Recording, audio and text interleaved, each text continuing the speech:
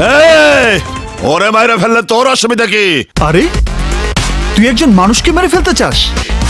তুই কি আজরায়েলের ভাই নাকি? হ্যাঁ।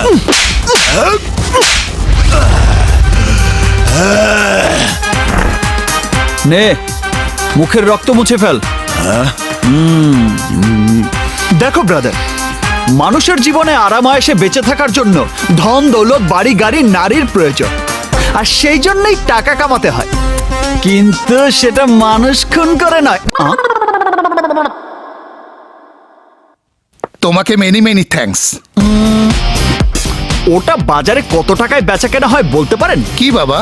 আরে থ্যাঙ্কস শব্দটি, যা দিয়ে আপনি আমার প্রতিদান দিতে চাচ্ছেন।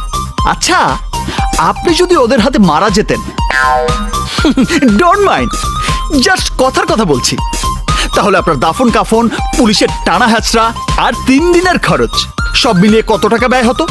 আমার স্ট্যাটাস অনুযায়ী কমপক্ষে 50 লক্ষ টাকা। এই তো লাইনে এসেছেন। এখন যেহেতু আপনি বেঁচে গেছেন, তখন সেই টাকাটা আমাকে দিয়ে দিলে আমি ভীষণ উপকৃত হতাম। দারুণ উদাহরণ দেখিয়েছ তো। দাঁড়াও,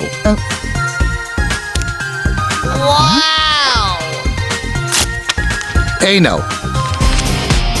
আচ্ছা, আমাকে রক্ষা করতে গিয়ে তোমার যদি কিছু একটা হয়ে যেত?